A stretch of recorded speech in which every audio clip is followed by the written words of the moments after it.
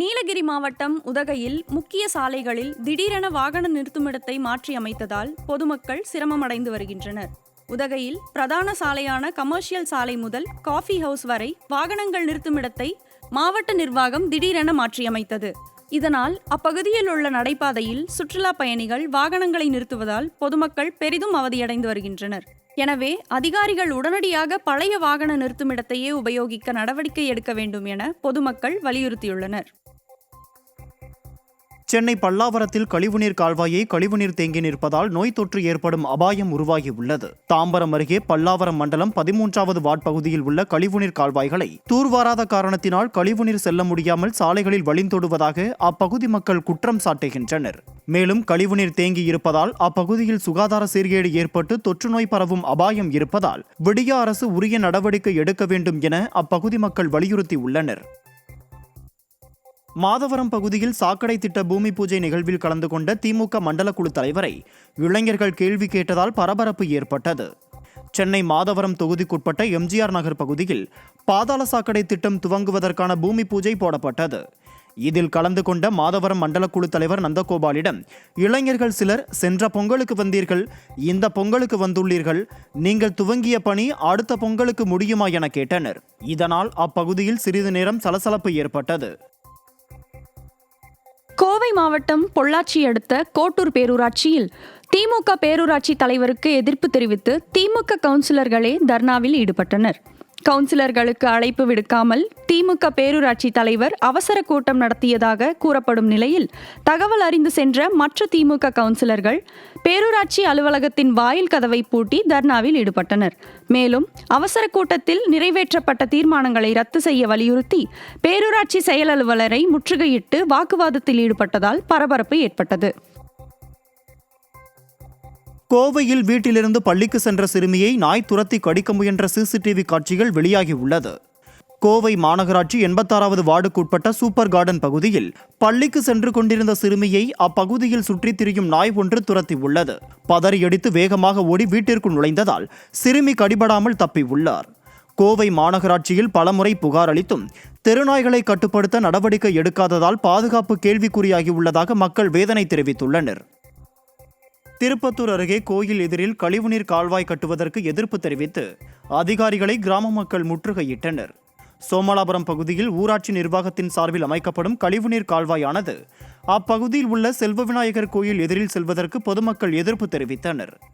இதையடுத்து சம்பந்தப்பட்ட அதிகாரிகளிடம் மனு கொடுத்தும் தொடர்ந்து பணி நடைபெற்று வந்ததால் ஆத்திரமடைந்த மக்கள் அதிகாரிகளை முற்றுகையிட்டு வாக்குவாதத்தில் ஈடுபட்டதால் அப்பகுதியில் பரபரப்பு ஏற்பட்டது. விநாயகர் கோயில் பக்கத்தில் கழிவுநீர் கால்வாய்க்கு வெட்டுற பணி நடந்துன்னு வருது. நாங்கள் ஊர் பொதுமக்கள் அனைவரும் சேர்ந்து விநாயகர் கோயில் பக்கத்தில் கழிவுநீர் கால்வாய் வரக்கூடாது, அதுக்கு தள்ளி போனோம்னு சொல்லி பிடிஓக்கிட்டையும் தாசில்தார்கிட்டையும் கலெக்டர்கிட்டையும் மனு கொடுத்துருந்தோம். இதுக்கு முன்னாடி போட்ட கழிவுநீர் கால்வாய் அனைத்தும் தரமற்று போட்டிருக்காங்க. இதுவரை கழிவுநீர் கால்வாயில் இருக்கிற குப்பைகளை எடுக்கலை. திண்டுக்கல் அருகே தேசிய நெடுஞ்சாலையில் ஆபத்தான முறையில் அமைக்கப்பட்டுள்ள மின்கம்பத்தை அகற்ற பொதுமக்கள் கோரிக்கை விடுத்துள்ளனர். நத்தம் அருகே கோவில்பட்டி செல்வதற்கான இணைப்பு சாலையில் வாகனங்களுக்கு இடையூறாக சாலையின் நடுவே மின்கம்பம் அமைக்கப்பட்டுள்ளது. இந்த மின்கம்பம் 4 சாலைகளும் சந்திக்கும் இடத்தின் மையப்பகுதியில் அமைந்துள்ளதால் அவ்வழியாக வரும் இருசக்கர மற்றும் 4 சக்கர வாகனங்கள் விபத்துகள் ஏற்படும் அபாயம் உள்ளது. எனவே சாலையின் நடுவே ஆபத்தான நிலையில் உள்ள மின்கம்பத்தை உடனடியாக மாற்றி அமைக்க வேண்டும் என பொதுமக்கள் கோரிக்கை விடுத்துள்ளனர். நெடுஞ்சாலைத்துறை சாலையின் நடுவே மின்கம்பத்தை வச்சிருக்காங்க. இதனால 4 புறங்களிலிருந்தும் இணைப்பு சாலைக்கு வரக்கூடிய வாகன ஓட்டிகளுக்கு விபத்து ஏற்படும் அபாயம் இருக்கிறது. இரவு நேரங்களில் சாலையின் நடுவே இருக்கக்கூடிய மின்கம்பத்தினால மிகப்பெரிய உயிரிழப்பு ஏற்படக்கூடிய வாய்ப்பும் இருக்குது. மிகப்பெரிய உயிர் சேதம் ஏற்படுவதற்கு முன்பாக தேசிய நெடுஞ்சாலை ஆணையம் இந்த மின்கம்பத்தை அகற்றி வேறு இடத்திற்கு மாற்றம் செய்ய வேண்டும். தஞ்சாவூர் மாவட்டம் பூதலூர் சுற்றுவட்டார பகுதியில் அடிக்கடி மின்வெட்டு ஏற்படுவதாக மக்கள் குற்றம் சாட்டியுள்ளனர். இப்பகுதிகளில் 3000த்திற்கும் மேற்பட்ட குடும்பத்தினர் வசித்து வருகின்றனர். இந்த நிலையில் பிரிக்க முடியாதது திமுகவும் மின்வெட்டும் என்பதை நிரூபிக்கும் வகையில் திடீர் மின்வெட்டால் மக்களையும் வியாபாரிகளையும் வஞ்சித்து வருவதாக அப்பகுதிவாசிகள் குற்றம் சாட்டியுள்ளனர். அறிவிக்கப்படாத மின்வெட்டால் அவதியடைந்துள்ள வணிகர் சங்கத்தினர் திமுகவிற்கு கடும் கண்டனங்களை தெரிவித்துள்ளனர். டீ கடை பொறுத்தளவு தண்ணி இப்போ மோட்டர் போட்டால் தான் தண்ணி வரும். அப்படிங்கிறப்ப கரண்ட் முன்னறிவிப்பு இல்லாமல் பண்ணுறதுனால எல்லாத்துக்குமே வாய்ப்பு இருக்குது. கிட்டத்தட்ட ஒரு 2000 கடைக்கு மேலே பாதிப்பாகுது. இது எந்த முன்னறிவிப்பும் இல்லாமல் பண்ணுறதுனால எல்லாத்துக்கும் ரொம்ப மன உளைச்சலுக்கு ஆளாகுது. நஷ்டம் தான் ஆகும். இப்போ இந்த வேலையும் கெட்டு போயிடுது. அதனால் தயவு செய்து நீங்கள் வந்து ஒரு அட்வான்ஸாக எங்களுக்கு வந்து சொல்லுங்கள். சொல்லிட்டீங்கன்னா ஒரு மெசேஜ் கொடுங்க. அதுக்கு தகுந்தாக்க நாங்களும் வணிக சங்கம் ஒரு ஒற்றுமையாக இருக்கோம். எல்லா பகுதியிலும் நாங்கள் அட்வான்ஸாக நாங்கள் எடுத்து சொல்லிடுவோம். எங்கள் அறிவிப்பின்றி தனித்தனால ஆட்களோட வேலையெல்லாம் இன்னைக்கு நின்று போச்சு. அவங்களோட பொருளாதாரமும் பாதிப்பாயிடுச்சு. இது மாதிரி முன்னேற்பு இல்லாமல் செய்கிறது எங்களுக்கு ரொம்ப மனவேதனை அளிக்குது. முன்னறிவிப்பின்றி எங்களுக்கு ரொம்ப சிரமமாக இருக்கிறது. அது வெயில் காலமாக இருக்கிறதுனால ஸ்கூல் பிள்ளைங்கள் ரொம்ப அவதிப்படுகிறார்கள். கரண்ட் இல்லை, மக்கள்லாம் அவதின்னா என்ன பண்ணுறதுனே தெரியல. எல்லா மக்களும் முடிச்சுட்டு உட்காந்துருக்கு. என்ன தான் ஒரு இதுன்னா சொல்லணுமா இல்லையா முன்கூட்டி? ஏன் இப்படி பண்ணுறாங்க என்னன்னே தெரியல. சென்னை அடுத்த செங்குன்றத்தில் மண்சரிவு ஏற்பட்டு பயனற்ற கிணற்றில் விழுந்த மூதாட்டி மீட்கப்பட்டுள்ளார். புழல் ஜீவா மெயின் தெரு பகுதியில் மூதாட்டி மாலா வசித்து வந்துள்ளார். 60 அடி ஆழ கிணற்றில் மண்சரிவு ஏற்பட்டு சிக்கிக் கொண்டதால் கத்தி கூச்சலிட்டுள்ளார். அக்கம் பக்கத்தினர் அளித்த தகவலின் அடிப்படையில் வந்த தீயணைப்பு துறையினர் மூதாட்டியை கயிறு கட்டி மீட்டனர். கடலூர் மாவட்டம் மலையனூர் கிராமத்தில் மீன்பிடி திருவிழா வெகு விமர்சையாக நடைபெற்றது. 10க்கும் மேற்பட்ட சுற்றுவட்டார கிராமங்களைச் சேர்ந்த மக்கள் தங்கள் குடும்பத்துடன் மீன்பிடி திருவிழாவில் உற்சாகமாக கலந்து கொண்டனர். தொடர்ந்து அவர்கள் ஏரியில் இறங்கி போட்டி போட்டு பல்வேறு வகையான மீன்களை பிடித்து மகிழ்ந்தனர்.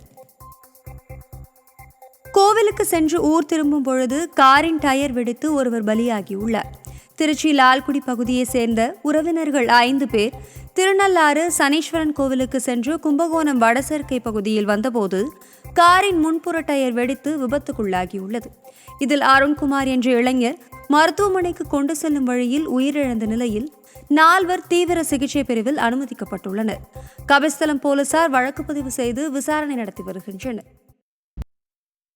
கோவை மாவட்டம் வால்பாறையில் உள்ள அம்மா படகு இல்லத்தில் குப்பைகள் தேங்கி நோய் தொற்று ஏற்படும் அபாயம் உள்ளதாக பொதுமக்கள் குற்றம் சாட்டியுள்ளனர். அம்மா படகு இல்லத்தை நகராட்சி நிர்வாகம் முறையாக பராமரிக்கவில்லை என குற்றம் சாட்டிய சுற்றுலா பயணிகள் மற்றும் பொதுமக்கள் குப்பைகளை அகற்ற நடவடிக்கை எடுக்க வேண்டும் என வலியுறுத்தியுள்ளனர். ஈரோடு மாவட்டம் தாளவாடி அருகே தரமற்ற முறையில் தார் சாலை அமைத்துள்ளதாக பொதுமக்கள் குற்றம் சாட்டியுள்ளனர். ஆசனூர் முதல் அரேபாளையம் செல்லும் சாலையில் புதிதாக அமைக்கப்பட்ட தார் சாலை தரமற்ற முறையில் உள்ளதாகவும் ஒப்பந்ததாரர் மீது கடும் நடவடிக்கை எடுக்க வேண்டும் எனவும் அப்பகுதி மக்கள் வலியுறுத்தியுள்ளனர். சாயல்குடியில் திறந்த நிலையில் உள்ள கழிவுநீர் கால்வாய்களால் பள்ளி மாணவர்கள் மற்றும் பொதுமக்கள் கடும் அவதிக்குள்ளாகியுள்ளனர். ராமநாதபுரம் மாவட்டம் சாயல்குடியில் அரசு ஆண்கள் மேல்நிலைப் பள்ளி முன்பு திறந்த நிலையில் உள்ள கழிவுநீர் கால்வாய்களில் சாக்கடை தேங்கியுள்ளதால் கொசுக்கள் உற்பத்தியாகி மாணவர்களுக்கு நோய் தொற்று ஏற்படும் அபாயம் உள்ளதாக பொதுமக்கள் குற்றம் சாட்டியுள்ளனர்.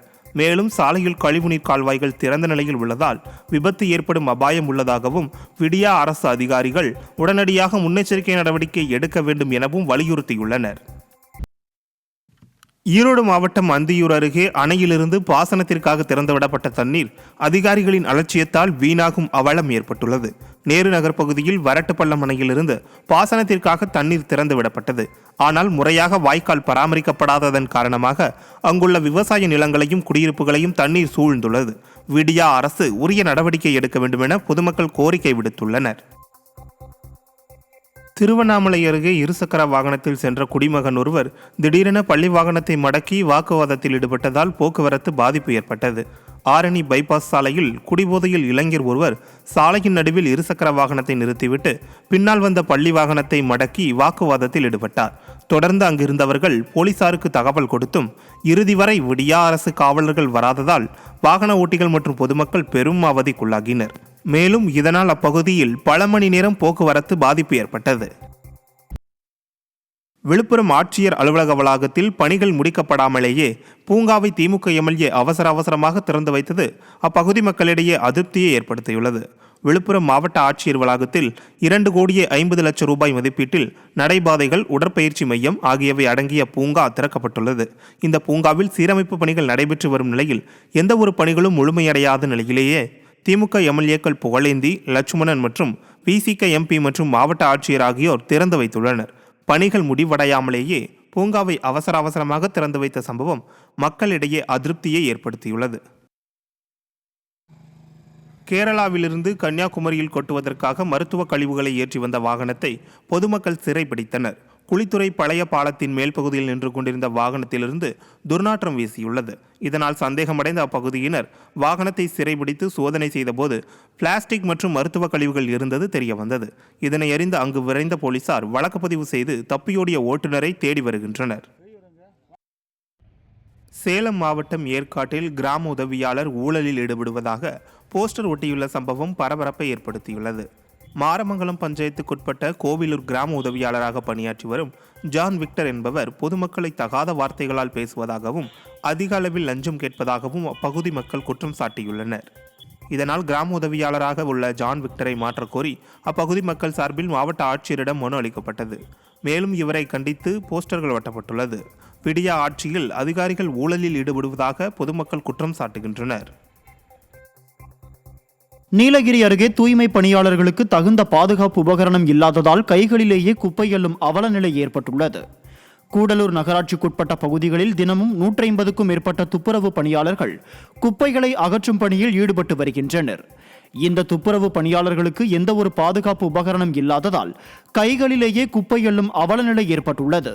மேலும் இதனால் நோய் தொற்று ஏற்படுவதாகவும் விடிய அரசு பாதுகாப்பு உபகரணங்களை உடனடியாக வழங்க வேண்டும் எனவும் தூய்மை பணியாளர்கள் வலியுறுத்தியுள்ளனர். ராமநாதபுரம் அருகே ஏற்கனவே கட்டி முடிக்கப்பட்டு பயன்பாட்டில் இருக்கும் திட்டங்களை திமுக எம்எல்ஏ புதிது போல திறந்து வைத்த சம்பவம் சர்ச்சையை ஏற்படுத்தியுள்ளது. பெரியப்பட்டினம் பகுதியில் ஏற்கனவே பயன்பாட்டில் இருக்கும் அரசு மேல்நிலைப் பள்ளியின் கலையரங்கம் மற்றும் அங்கன்வாடி மையத்தை விடியா திமுக சட்டமன்ற உறுப்பினர் காதர் பாட்ஷா முத்துராமலிங்கம் புதிது போல மீண்டும் திறந்து வைத்தார். நாடாளுமன்ற தேர்தலுக்காக அவசரமாக பழைய கட்டிடத்தை திறந்து வைத்துவிட்டு நாங்களும் இருக்கிறோம் என திமுக எம்எல்ஏ காண்பித்துள்ளதாக பொதுமக்கள் குற்றம் சாட்டியுள்ளனர். சேலம் மாவட்டம் வாழப்பாடி அருகே இளைஞர்கள் அனுமதியின்றி வாடிவாசல் அமைத்து ஜல்லிக்கட்டு போட்டி நடத்திய சம்பவம் அரங்கேறி உள்ளது. வாழப்பாடி அருகே மண்ணாயக்கன்பட்டி பகுதியில் 100க்கும் மேற்பட்ட இளைஞர்கள் சேர்ந்து வாடிவாசல் அமைத்து ஜல்லிக்கட்டு போட்டி நடத்தினர். தகவல் அறிந்து சம்பவ இடத்திற்கு வந்த போலீசாரை கண்டதும் இளைஞர்கள் தலைதெறிக்க தப்பியோடி உள்ளனர். மேலும் அனுமதியின்றி ஜல்லிக்கட்டு நடத்திய காளைகள் மற்றும் வாகனங்களை போலீசார் பறிமுதல் செய்து விசாரணை மேற்கொண்டுள்ளனர்.